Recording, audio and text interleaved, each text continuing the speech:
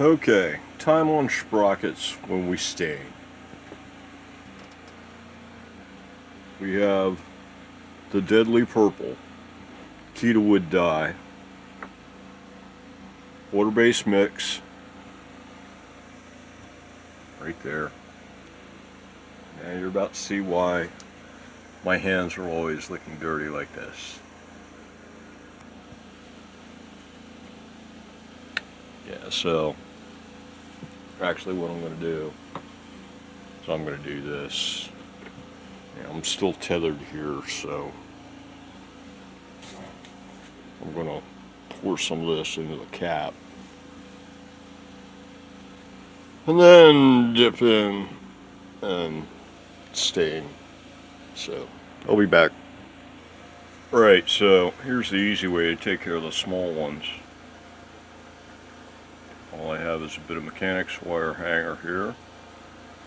I use them for, well, back there about half of that stuff is hanging off of mechanics wire, like the necks and stuff.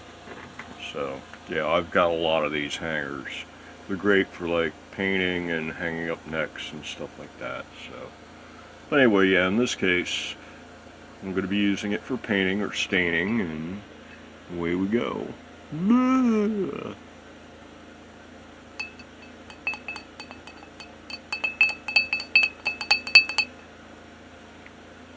there it is. Isn't that pretty? Isn't that pretty? Oh yeah. That's what we want. Cool.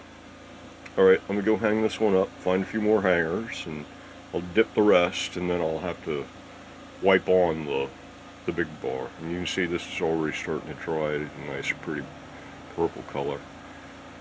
We'll let it dry some and see if it's going to call for a second coat. This might be dark enough, it might not. Nah, it should probably be darker.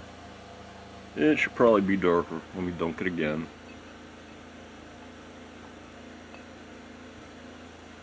Alright. Let me go hang this up out there on the tree, and I'll be back in a minute.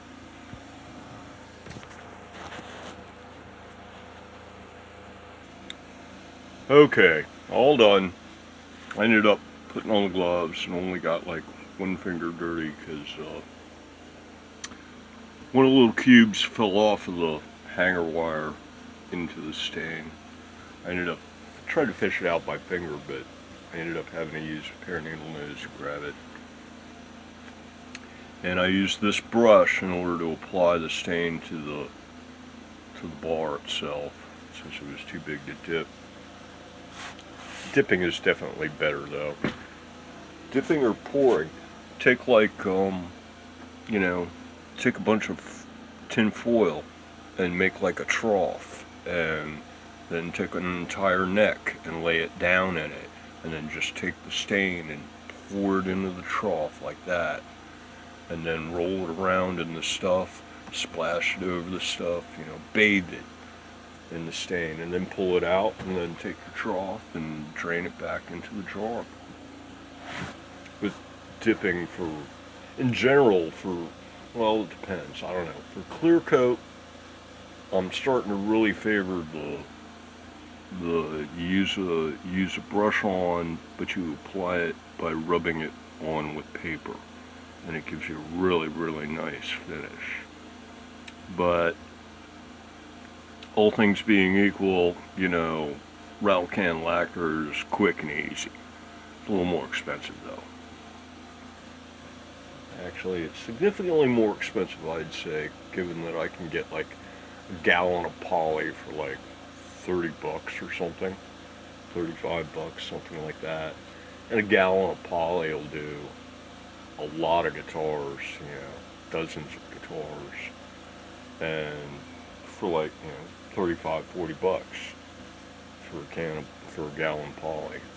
So yeah, there you're talking, a buck or two, under $5 per guitar for clear coat for finish. So that's hard to beat. That's really hard to beat. And the finishes are extremely nice. What are some of the examples? Ah, here you go. Let me grab a nice example. Here you go. This is the X7. This is red oak with the brush on.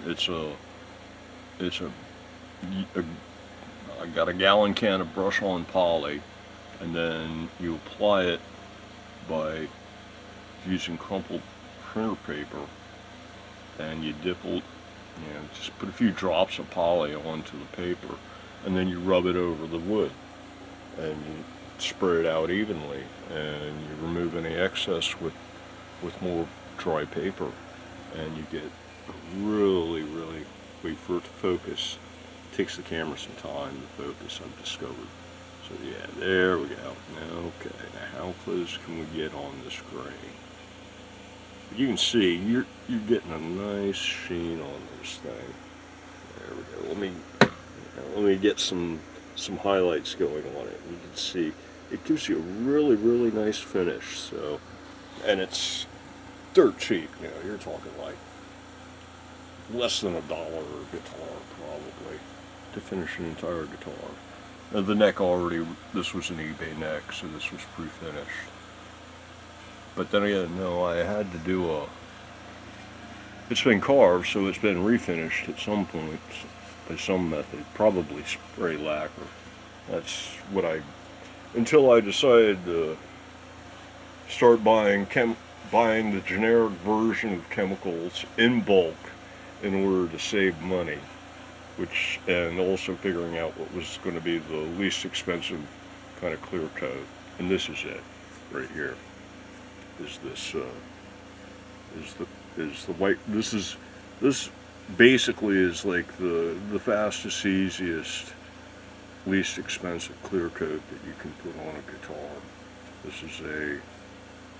It's a brush on poly, which makes it the cheapest, and bought by the gallon at least, and it's applied in a wipe on by hand method, which makes it pretty straightforward.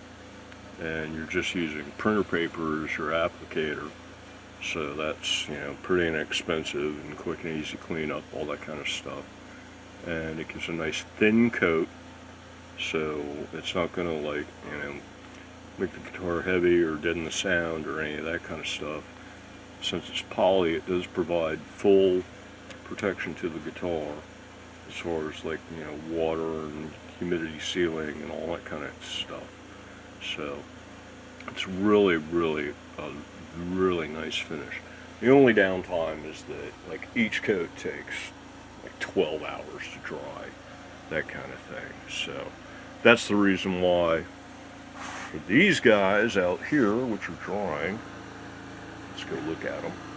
That's the reason why I was thinking go linseed for the finish on these guys. And as you can see, all these have been dipped.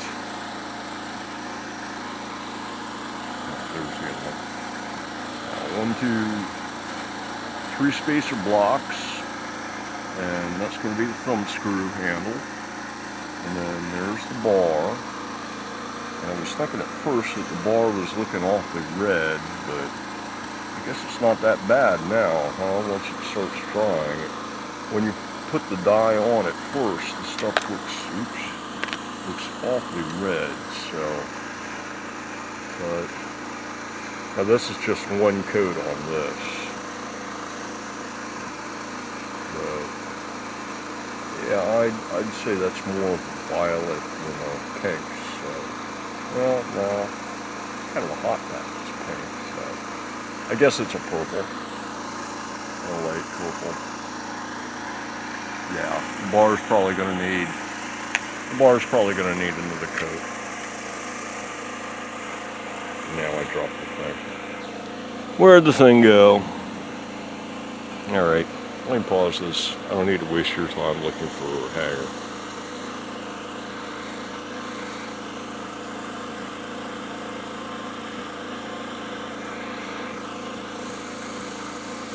Okay, there we go. Everybody's hanging up again. Give it about half an hour to try and see what we got. I'm kind of thinking that This might be dark enough with just a simple coat. So, the cubes I think are dark enough. I don't know. Let me grab the guitar, see what's up. So, is this stuff purple enough for this guitar? That's how purple it's looking. By comparison, there's the guitar.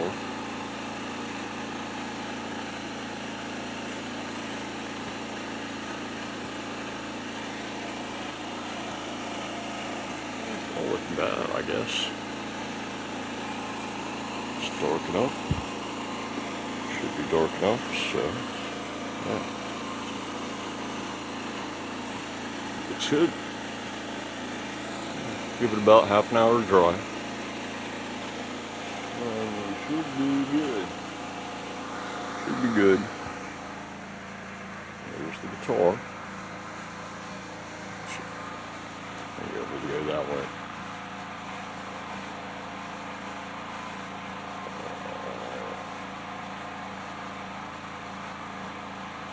Kind of cool, man. Kind of cool. Alright. Be back once this stuff dries. Where are we at time-wise? Gotta get this thing over a dark background. Yeah. Coming on 12 minutes, so yeah. We'll wait for this to dry. And we're back. It's actually early the next morning. And this stuff dried overnight. And it looks like it's purple enough. So I think I'm going to go ahead and give it some linseed oil here. So this is the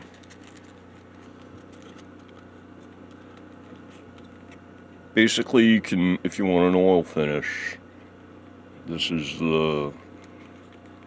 like the cheapest, easiest hand oil finish that I've found is linseed oil, crumpled printer paper, and you just rub the stuff on.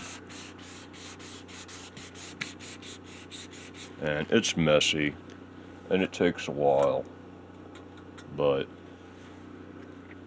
it works good. It gives you a nice finish, so.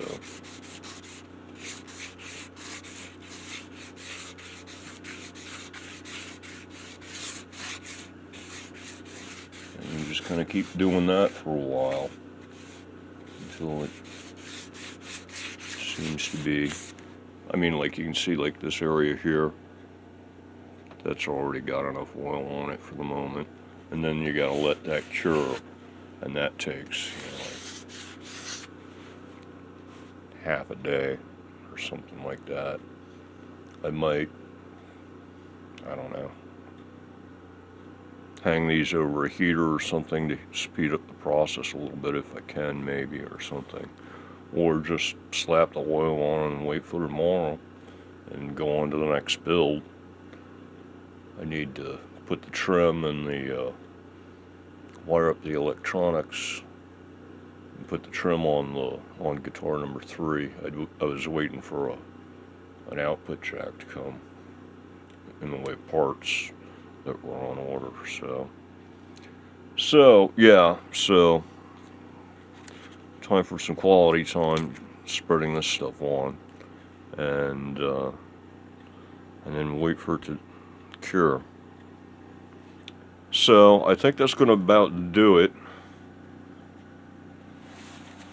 The next time you'll see this stuff, it'll be all oiled and cured and ready for assembly. And yeah, so until the next video, everybody have a good one.